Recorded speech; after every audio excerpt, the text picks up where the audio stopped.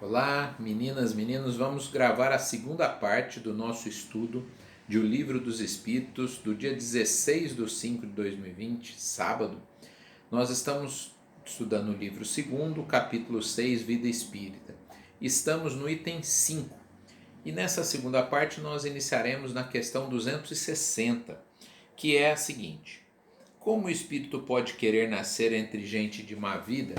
Então a pergunta do Kardec é assim: poxa, nós estamos no mundo espiritual e escolhemos nascer naquela situação entre pessoas que sabidamente não têm uma vida moralmente correta, né? Escolhemos isso, nos parece estranho. Do ponto de vista de quem está encarnado, fala, não teria escolhido viver naquela, por exemplo, numa favela, no meio do crime ali, com pais que às vezes já sabemos estão envolvidos naquela situação de crime. Mas do ponto de vista do espírito, às vezes escolhemos uma prova difícil porque a premiação, né, se nós passarmos, é muito boa.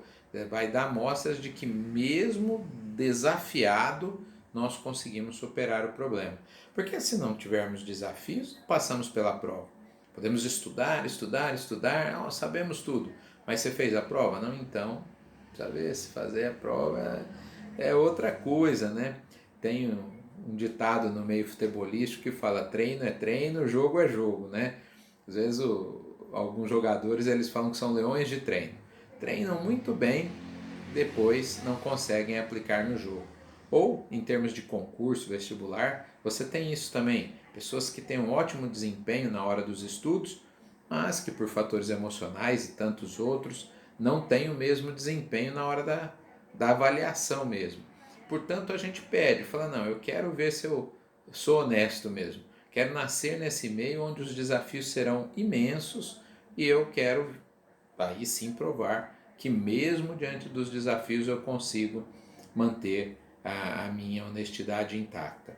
Às vezes conseguimos, às vezes não. Não é assim? Prestamos um concurso, às vezes passamos, às vezes não.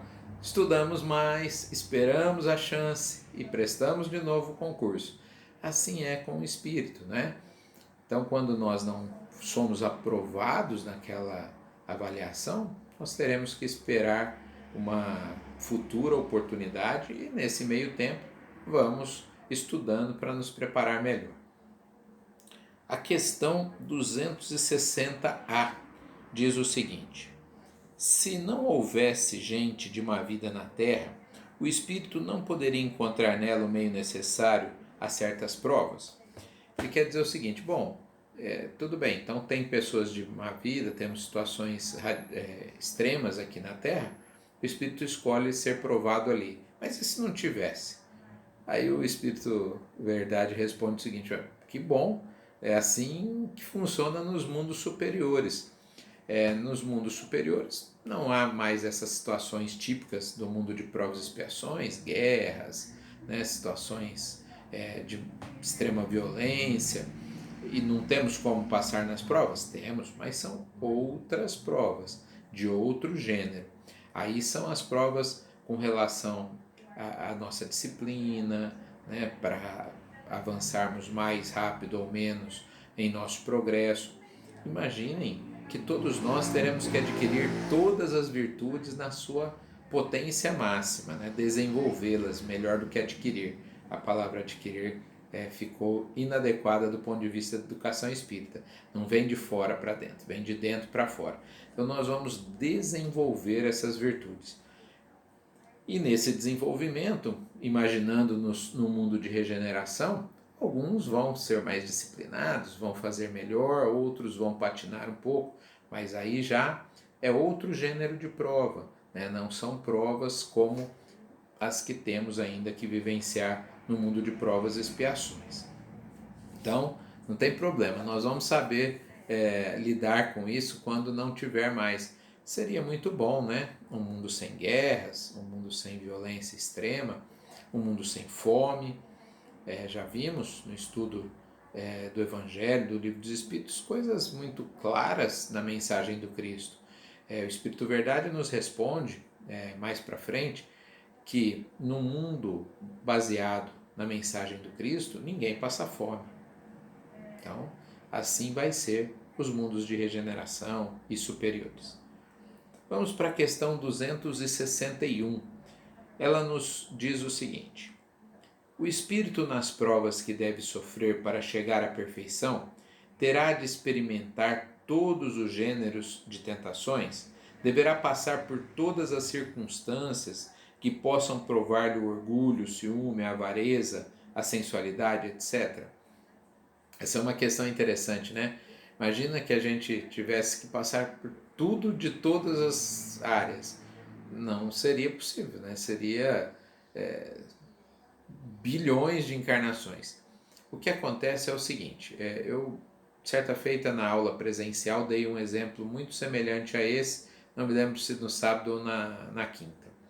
Imaginem vocês que nós, quando começamos a ler e escrever, por volta dos 5, 6, 7 anos, nós temos muita dificuldade para ler ali alguma palavra, depois para ler uma frase. Quando conseguimos ler a primeira palavra uma grande conquista, né? Então vamos aprendendo, passamos o ano todo para aprender algumas palavras.